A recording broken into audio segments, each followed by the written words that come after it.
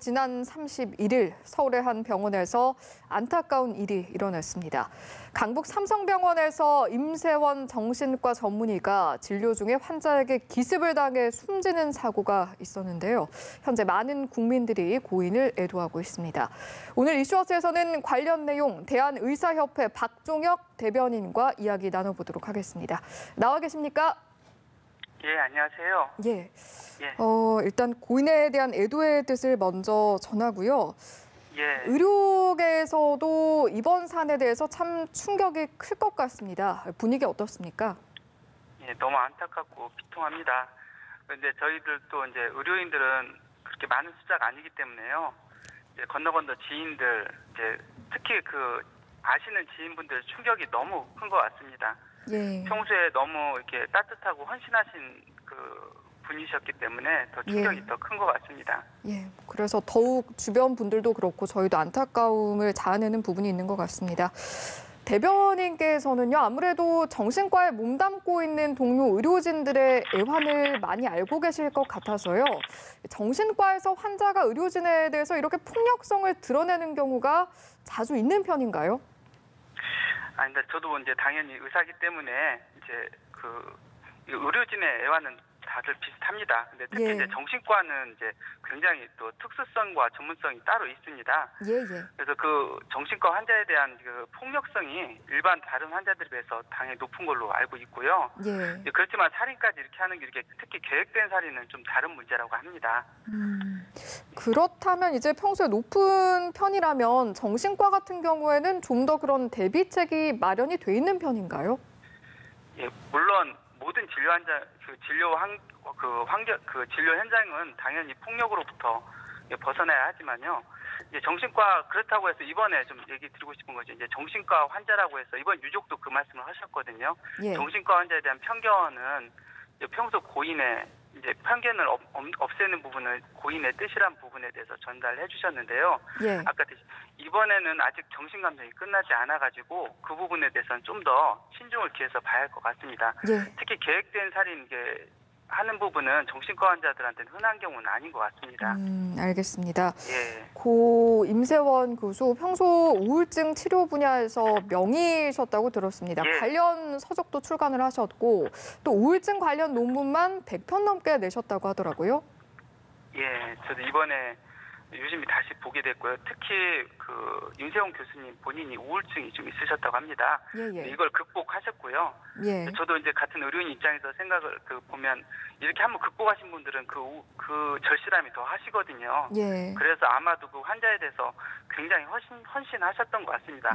특히 이제 환자한테 헌신한 분들은 당연히 주위에 당연히 같은 헌신을 하고 가족에게도 항상 그런 말씀을 많이 하셨던 것 같습니다.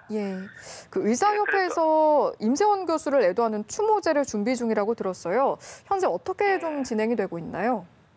가장 중요한 게 이제 유족의 뜻입니다. 근데 이제 오늘 아침에 이제 유족의 입장을 간접적으로 이제 듣게 됐습니다. 이제 평소에 고인께서 그렇게 헌신을 하셨기 때문에 아마 유가족에게도 그런 말씀 많이 하셨던 것 같아요.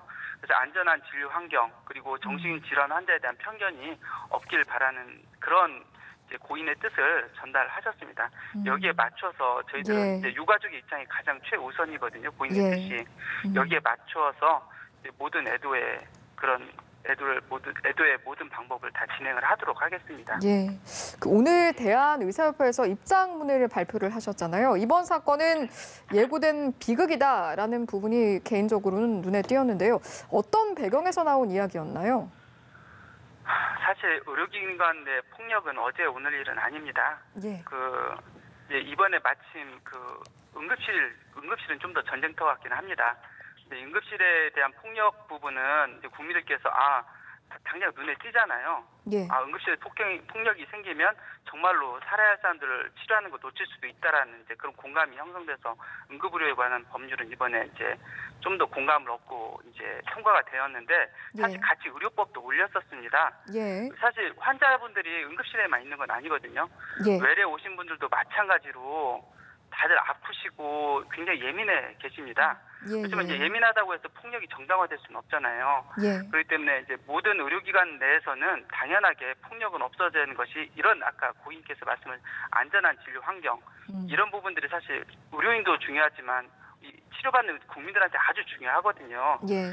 이런 부분들에 대해서 이제 아까 의료법이라든가 이런 부분에 노력을 했는데 사실 국회에서 지금 잠자고 있습니다. 계류가 돼가지고요. 예. 좀 혹시 그런 막연한 안타까움이 듭니다. 혹시 이번에 예. 통과가 됐으면 언론에 나왔을 거 아니에요. 그렇죠. 혹시 이런 것들이 예방 효과가 생겼을 수도 있을 거란 안타까움이 정말 막연하게 듭니다. 사실은 너무 안타깝습니다. 예, 그러니까요. 말씀해 주신 것처럼 예. 의료진에게 위해를 가하는 걸 막을 수 있는 제도적 장치가 아직은 좀 많이 부족하다 이런 생각이 드는 것 같습니다.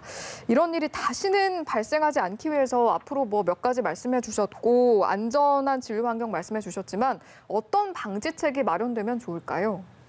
사실 여러 가지 심지어 금속 탐지기 이런 얘기도 나오는데요. 예. 결국 의사와 환자의 그 진료는 사실 보안용을 두고 할 수 있는 건 아니거든요. 예. 의사와 환자 간의 깊은 신뢰관계로 진료를 하고 치료를 받는 거기 때문에요. 예.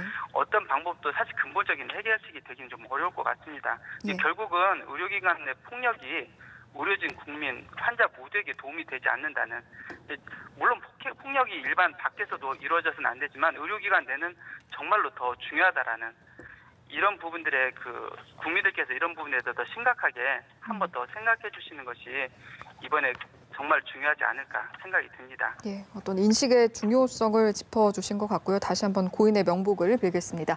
지금까지 박종혁 대한의사협회 대변인과 이야기 나눠봤습니다. 고맙습니다.